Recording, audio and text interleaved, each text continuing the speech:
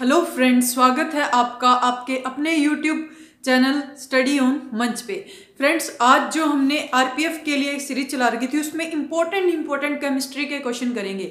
जितने भी मतलब एग्जाम में जो केमिस्ट्री के क्वेश्चन थे वो ज़्यादातर रिपीटेड हो रहे हैं। वो मेरे एग्जाम में भी केमिस्ट्री ज़्यादा आई थी, तो केमिस्ट्री के क्वेश्चन ठीक है, और जो हमें लगते हैं फिजिक्स वगैरह या इनसे रिलेटेड वो क्वेश्चन हम आज यहाँ डिस्कस करेंगे। और देखिएगा, पहले भी मैंने बताया कि जिन लोगों ने मेरे को अनअकैडमी पे फॉलो नहीं किया, प्लीज रिक्वेस्ट है वो अनअकैडमी पे जाके जरूर फॉलो करें। वहां पे हमने क्वेश्चन सीरीज चला रखी है और वही क्वेश्चन पूछे गए हर एग्जाम में पीछे, उन्हीं को वहां पे पढ़ाया गया और वहां से आप पीडीएफ भी डाउनलोड कर सकते हो। तो वहां जाके Unacademy app learner app download करके फॉलो कर सकते हो आप मेरे को। तो उसका लिंक भी आपको डिस्क्रिप्शन में मिल जाएगा। इससे आपका फायदा होगा, आपको भकाया नहीं जा रहा है, बिल्कुल। आप देखेंगे तो आपको लगेगा, आप पहले देखिएगा फिर डिसाइड कीजिए। तो चलिएगा, केमिस्ट्री में देखिएगा, सबसे पहले क्वेश्चन देखते हैं हम लोग। सबसे पहला क्वेश्चन है, वनस्पति तेल के निर्माण में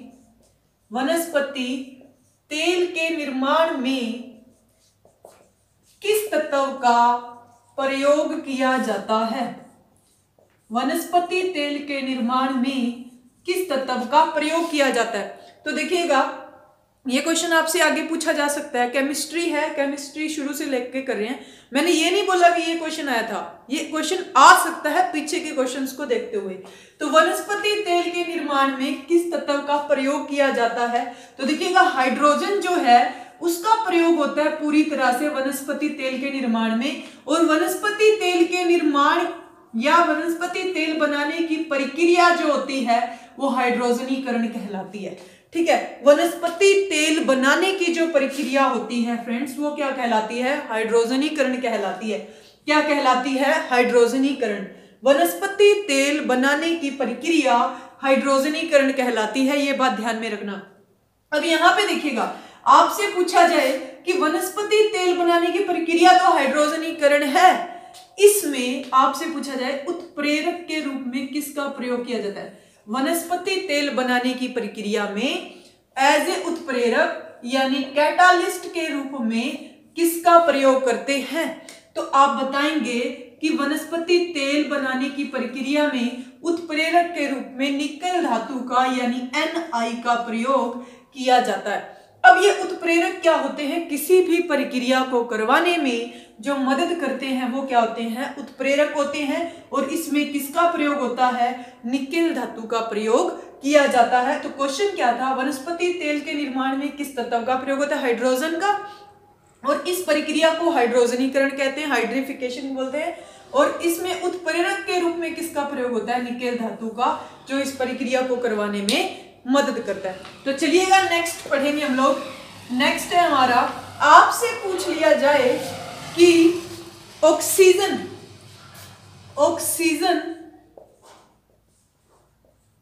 या वायुमंडलीय ऑक्सीजन का कितने परसेंट भाग मनुष्य के शरीर के द्वारा ग्रहण किया जाता है? वायुमंडलीय ऑक्सीजन का कितने परसेंट भाग मनुष्य के शरीर के द्वारा ग्रहण किया जाता है? अब देखिए, इस क्वेश्चन में सबसे पहले तो हमें यह पता होना चाहिए कि वायुमंडल में ऑक्सीजन की मात्रा होती कितनी है? तो वो होती 21%। वायुमंडल में ऑक्सीजन की मात्रा कितनी होती है? तो वो होती है 21%।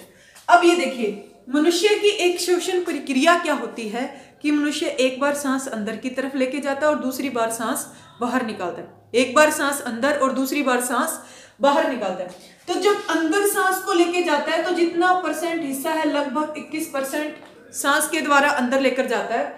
और एक बार सांस में अंदर गया हिस्सा 21%। उसके बाद में दूसरी बार सांस लेगा तो बाहर कितना निकालेगा? 17%। और इनका डिफरेंस कितना आया? 4%। तो ये अंदर लेके गया और ये बाहर निकाला, ग्रहण कितना किया गया? 4%। तो आपसे पूछा जाए मनुष्य के शरीर के द्वारा कितने परसेंट हिस्सा जो है वो ग्रहण किया जाता है? तो आप क्या बताएंगे? 4% हिस्सा जो है वो ग्रहण किया जाता है। इतनी बात आप ध्यान में रखेंगे।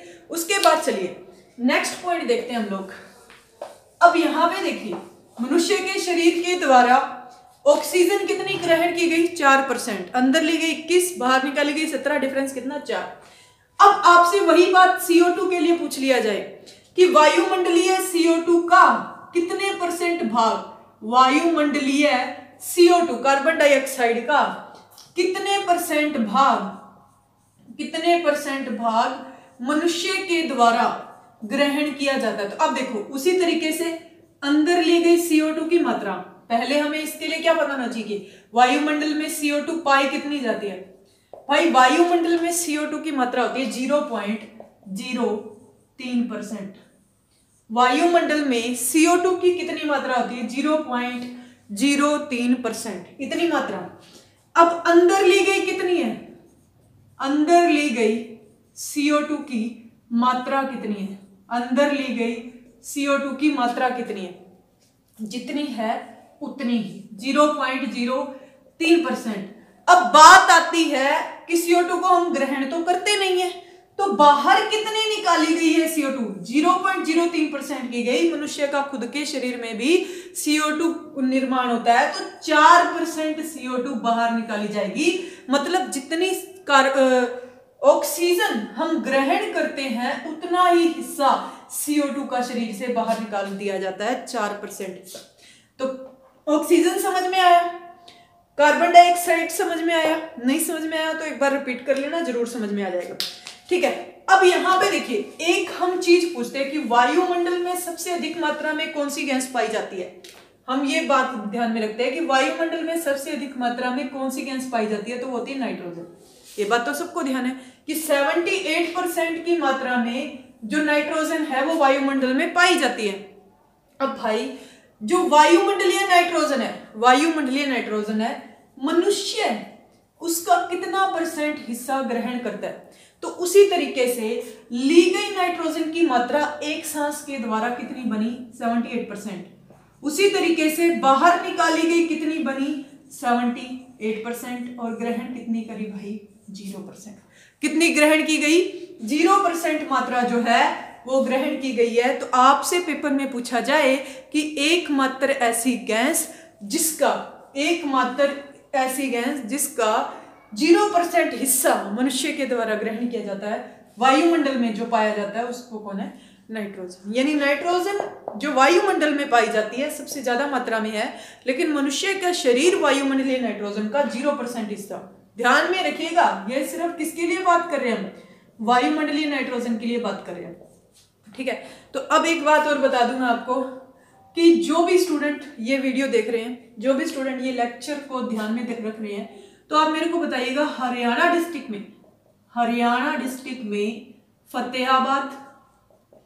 फतेहाबाद, हिसार और सिरसा, इसके अराउंड के जितने भी लोग हैं वो प्लीज कमेंट जरूर कीजिएगा, और ज्यादा से ज्यादा इस वीडियो को फैलाना है। फतेहाबाद, हिसार, सिरसा, इसके नजदीक जो लोग हैं वो प्लीज कमेंट कीजिएगा, बताइएगा कि मैं फतेहाबाद से हूँ, मैं हिसार से हूँ। उनके लिए मतलब वो, मैं खुद कहाँ से हूँ, मैं खुद फतेहाबाद डिस्ट्रिक्ट से हूँ, तो ये दोनों के दोनों डिस्ट्रिक्ट मेरे नजदीक पड़ती हैं, हिसार और सिरसा।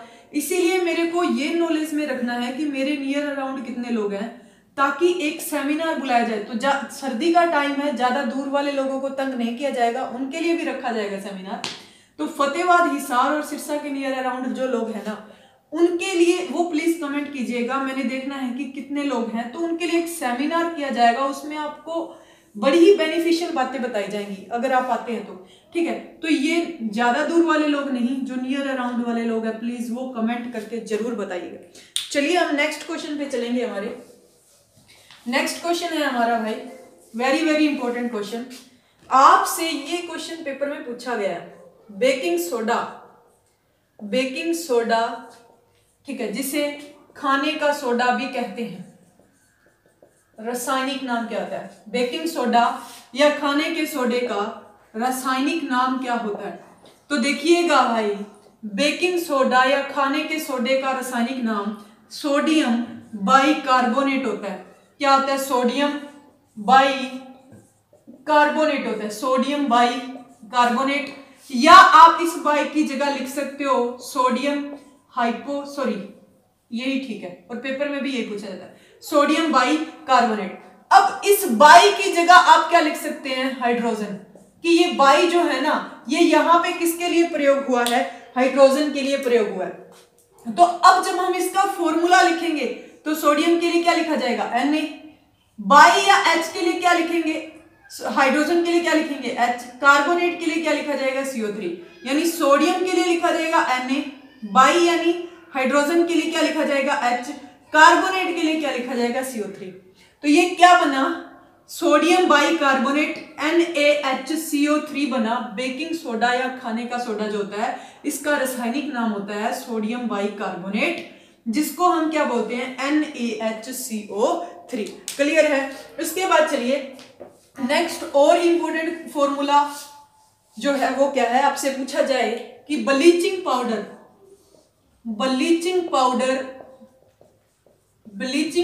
का रासायनिक नाम और सूत्र बताएं, रासायनिक नाम और सूत्र बताएं, ब्लीचिंग पाउडर का रासायनिक नाम और सूत्र बताएं। तो देखिए ब्लीचिंग पाउडर क्या होता है भाई, कैल्शियम ऑक्सीक्लोराइड, मतलब इसका रासायनिक नाम क्या होगा, कैल्शियम ऑक्सीक्लोराइड। ब्लीचिंग पाउडर का रासायनिक नाम क्या होगा, कैल्शियम ऑक्सीक्लोराइड, यानी Ca, ऑक्सी के लिए O, क्लोराइड के लिए क्या लिखेंगे Cl2, CaOCl2। यानी ब्लीचिंग पाउडर रासायनिक नाम और सूत्र की बात करें ब्लीचिंग पाउडर के, तो कैल्शियम ऑक्सीक्लोराइड इसका रासायनिक नाम, और कैल्शियम से क्या बना Ca, ऑक्सी से O, क्लोराइड से Cl2। अब यहां पे देखिए क्या लिखा मैंने, कैल्शियम ऑक्सीक्लोराइड। आपको वो पेपर में कैल्शियम हाइपोक्लोराइड भी लिखकर दे सकता है, क्या लिखकर दे सकता है, कैल्शियम हाइपोक्लोराइड भी लिखकर दे सकता है। इस बात को आप ध्यान में रखिए, ठीक है। तो ये ध्यान में रखिएगा सारा का सारा फॉर्मूला। उसके बाद में भाई शोरा क्या होता है, शोरा क्या चीज होती है। देखिए सबसे पहले मैं आपको बता दूं कि शोरा जो होता है इसका प्रयोग बारूद बनाने के लिए किया जाता है। आपसे पूछा जाए कि बारूद बनाने के लिए किसका प्रयोग करते हैं, तो देखिए जो ये शोरा होता है इसका प्रयोग बारूद बनाने के लिए किया जाता है। इस बात को ध्यान में रखिए। इस शोरा का रासायनिक नाम क्या है, इस शोरा का रासायनिक नाम यानी केमिकल नेम क्या है, तो शोरा का रासायनिक नाम होता है पोटाशियम, सोडियम भी बताएंगे कहां यूज होता है, पोटाशियम कार्बोनेट, ठीक है। पोटाशियम कार्बोनेट नहीं, देखो समझ लो पहले, पोटाशियम कार्बोनेट होती है पर्ल ऐश। आपसे पूछा जाए पर्ल ऐश के नाम से किसे जाना जाता है, ये थोड़ी सी मिस्टेक हुई है इसके लिए सॉरी। पर्ल ऐश के नाम से किसे जाना जाता है, पोटाशियम कार्बोनेट को, यानी K2CO3, ये हो गया पर्ल ऐश। अब यहां पे देखो जिसकी बात हम कर रहे थे जिसका प्रयोग बारूद बनाने के लिए होता है, तो वो क्या होता है, पर्ल ऐश होता है पोटाशियम कार्बोनेट, और शोरा क्या होता है, पोटाशियम नाइट्रेट, सॉरी भाई पोटाशियम नाइट्रेट। पोटाशियम के लिए K, नाइट्रेट के लिए NO3, राइट। शोरा पूछा जाए तो इसका रासायनिक नाम होता है पोटाशियम नाइट्रेट KNO3। अब इसको एक नाम और दिया गया है, वो है साल्ट पीटर। आपने किसी ने हरियाणा पुलिस का एग्जाम दिया होगा तो उसमें बॉयज वाली जो शिफ्ट थी, मॉर्निंग शिफ्ट, बॉयज की मॉर्निंग शिफ्ट थी, शायद 23 को हुआ था, तो उसमें ये क्वेश्चन एज इट इज पूछा गया था। शोरा को क्या बोलते हैं, साल्ट पीटर के नाम से जाना जाता है, जिसको पोटाशियम नाइट्रेट यानी KNO3 कहते हैं। अब देखो ये तो क्या था साल्ट पीटर, एक होता है भाई चिल्ली साल्ट पीटर, क्या होता है चिल्ली साल्ट पीटर, एक होता है chilli salt Peter. Chilli salt Peter की अगर मैं बात करूं तो चिल्ली साल्ट पीटर में यहां पोटाशियम है तो यहां पे क्या आ जाएगा सोडियम, बाकी की सारी चीजें as it is sodium nitrate. ध्यान में रखिएगा ये दोनों चीजें कंफ्यूज करती हैं, और इस पेपर में जो मैंने बोला ना 23 को, और मैं 100% श्योर हूं कि 50% लोग जो है इन दोनों में लेकर कंफ्यूज हुए हैं कि सोडियम नाइट्रेट लगाएं या पोटाशियम नाइट्रेट लगाएं। तो साल्ट पीटर जो होता है वो होता है शोरा। चिल्ली साल्ट पीटर की बात की जाएगी तब क्या आएगा, सोडियम नाइट्रेट आएगा, यानी NaNO3 आएगा। अब आप देख लेना कि 23 दिसंबर को था तो 23 दिसंबर को क्या पूछा गया था। समझ में आई इतनी बात? Chilli salt Peter sodium nitrate NaNO3। और आपसे पूछा जाए कि चिल्ली साल्ट पीटर से हम क्या बना सकते हैं, तो आप बताओगे नाइट्रिक अम्ल। कि चिल्ली साल्ट पीटर का प्रयोग करके क्या बनाया जा सकता है, तो चिल्ली साल्ट पीटर का प्रयोग करके भाई नाइट्रिक अम्ल बनाया जा सकता है। नाइट्रिक अम्ल क्या होता है? HNO3।